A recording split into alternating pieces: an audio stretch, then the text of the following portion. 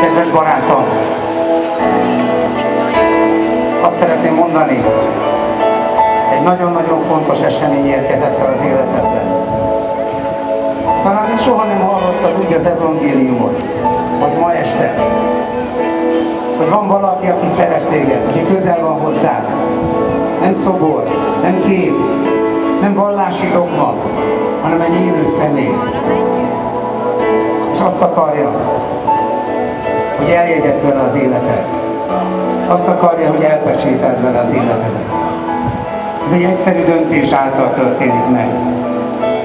A szívedben hiszed azt, hogy Jézus Isten fia, hogy meghalt a bűneidért, és feltámadott, hogy igaz ember legyél. És a száddal egy rövid megvallásban, egy rövid imában kimondod őt.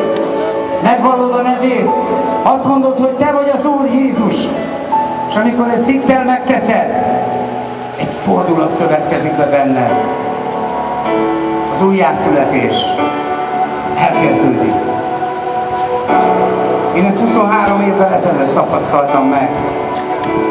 Azóta boldog ember vagyok. Ismerem Isten. És ez a legnagyobb boldogság.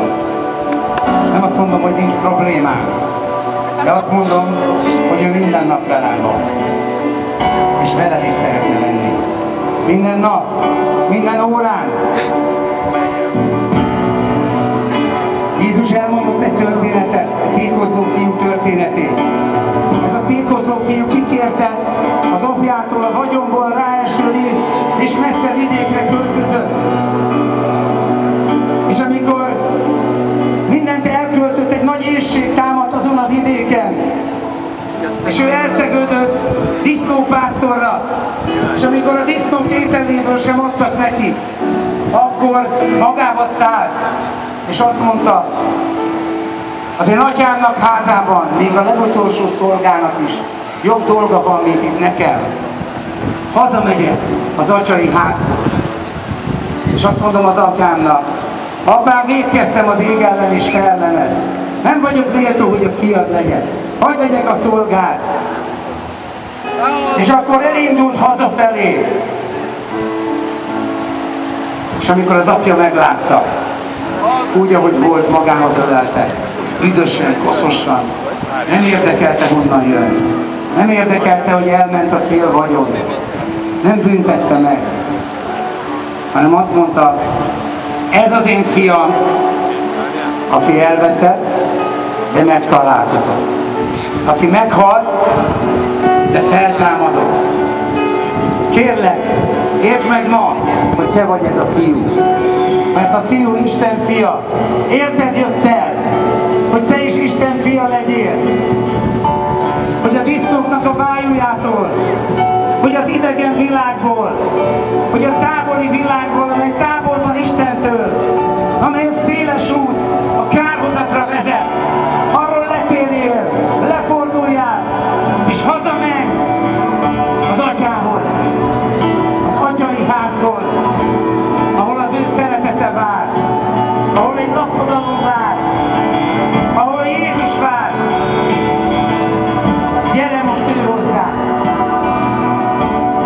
A tékozló fiú sem maradt ott, miután magába szállt, hanem elindult hazafelé. És most téged is erre kérlek. Gyere haza az atyához. Gyere haza. Ez egy imában fog megtörténni. Kérlek, akik ültök, álljatok föl, tiszteljük meg ezzel most Isten. És nagyon kérlek téged, hogy mondd el velem együtt ezt a következő imát. Ne szégyeld Jézus. Természetesen nem kötelező elmondani. De ha szeretnéd azt, hogy hazatalálj, hogy Jézus a szívedbe költözzön, megbocsássa a bűneidet és örök életed legyen, akkor mondd el velem együtt ezt az imát. És És utána fogunk imádkozni, mi magunk is azért, hogy ennek az imájának a szavai beteljesedjenek az életedben. És most kérlek, ott, ahol vagy, ott leghátul is a téren, szólítsd meg most velem ebben a szent, csodálatos imában, megvallásban a te Istenedet, aki mostantól a te Istened lesz, és mindig megszólíthatod.